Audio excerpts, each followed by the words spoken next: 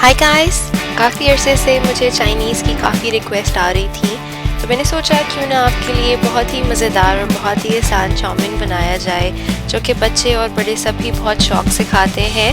Recipe start करने से पहले प्लीज़ मेरे चैनल को सब्सक्राइब कीजिए और बेल नोटिफिकेशन को सिलेक्ट कीजिए ताकि आप मेरी कोई भी रेसिपी कभी भी मिस ना करें। तो चलिए अपनी रेसिपी की तरफ आते हैं। सबसे पहले तो मेरे पास है यहाँ पे बीफ, आप चिकन भी ले सकते हैं, सेम ही रेसिपी है बीफ और चिकन दोनों के लिए। मेरे पास 500 ग्राम बोनलेस धुला हुआ बीफ है, इसकी स्ट्रिप्स कटी हुई हैं लंबी लंबी जूलियन में। इसमें मैंने डाला है हस्बे जायका नमक, फिर उसमें मैं डाल रही हूँ आधी टीस्पून काली मिर्चों का पाउडर, फिर इसमें जा रहा है आधी टीस्पून गरम मसाला पाउडर। आपके पास चाइनीज़ 5 स्पाइस है तो आप वो डालें, ये उसकी रिप्लेसमेंट है बेसिकली। फिर आधी टेबल स्पून सोया सॉस की, फिर इसके अंदर जा रहा है आधा टेबल स्पून विनेगर का, फिर इसके अंदर जा रहा है 1/8 टीस्पून सिनेमन पाउडर की, जो कि ऑप्शनल है। फिर इसके अंदर जाएगा 1 टेबलस्पून कॉर्नफ्लावर का, और फिर इसके अंदर जाएगा आधा टेबल स्पून सेसमी ऑयल का। अब आप अपने मीट को या चिकन जो भी इस्तेमाल कर रहे हैं, इसको अच्छी तरह से मैरिनेट करके आधा घंटा कम से कम रखें और अप टू ओवरनाइट रखें। जितना ज़्यादा पड़ा रहेगा उतना फ्लेवर इन्हांस होगा। अगर आपका बीफ जो है वो आपको लगे कि गलने में थोड़ा टाइम लगाएगा तो आप मीट टेंडराइज़र या पपाया पेस्ट भी लगा सकते हैं, लेकिन मीट टेंडराइज़र सिर्फ 20-25 मिनट पहले लगाइएगा वरना आपका मीट घुल जाता है। तो अब आते हैं अपने नूडल्स या पास्ता की तरफ। मेरे पास एग नूडल्स है। बनाने से पहले प्लीज़ हमेशा अपने पैकेट की इंस्ट्रक्शंस को रीड करें। मेरे पैकेट पे लिखा है 13 मिनट के लिए इसको पकाएं आप।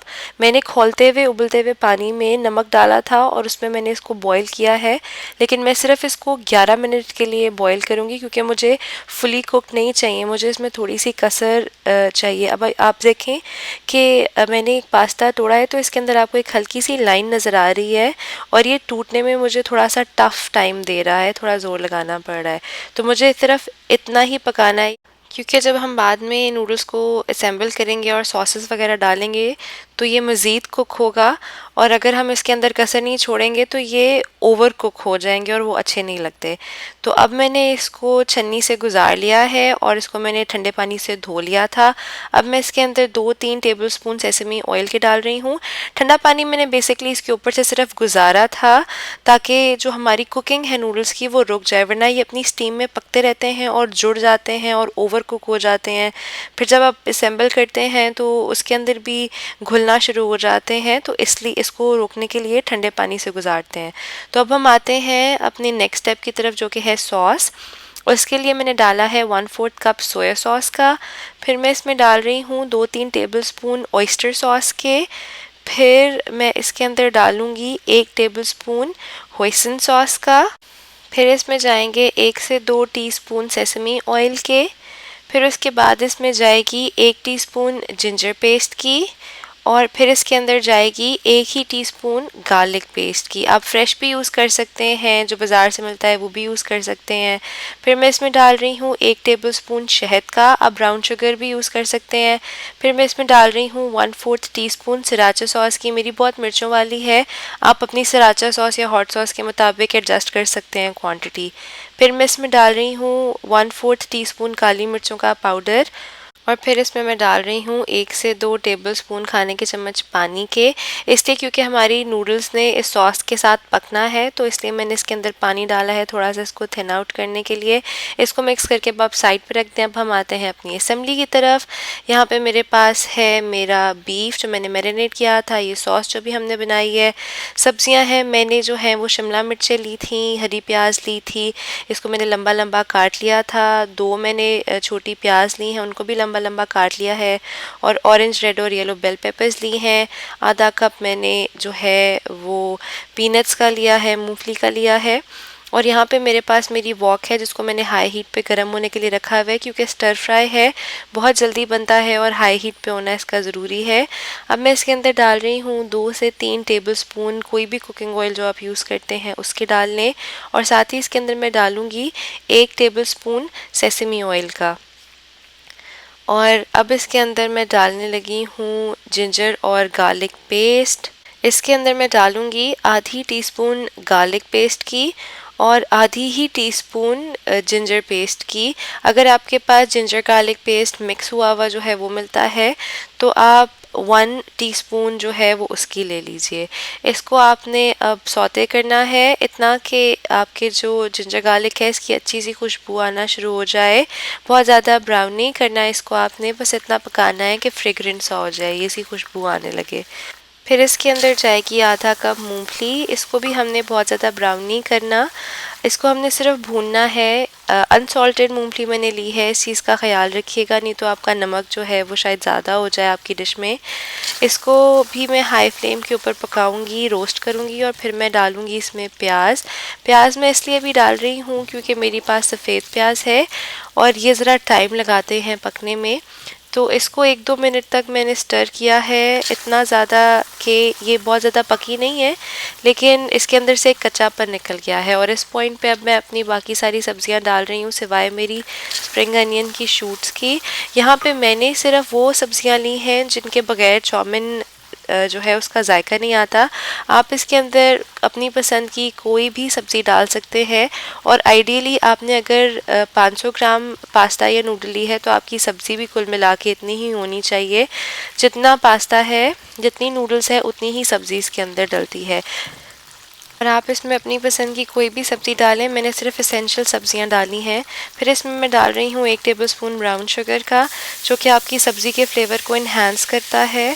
तो आप तकरीबन 1 से 2 मिनट के लिए अपनी सब्जियों को हाई फ्लेम के ऊपर स्टर फ्राई करें, इतना कि उनका थोड़ा कच्चापन तो निकल जाए लेकिन वो स्टिल क्रंची रहे, वरना जब आप इसको मिक्स करेंगे तो आपकी सब्ज़ी जो है वो बैठना शुरू हो जाएगी और घुल सी जाएगी। तो अब हम आते हैं अपने बीफ या चिकन की तरफ। मैंने अपनी सब्ज़ी को निकाल लिया था और अब उसी वॉक के अंदर, उसी कढ़ाई के अंदर मैंने 1 टेबलस्पून और ऑयल डाला है और मैं अपने बीफ को या चिकन को इसमें पकाऊंगी।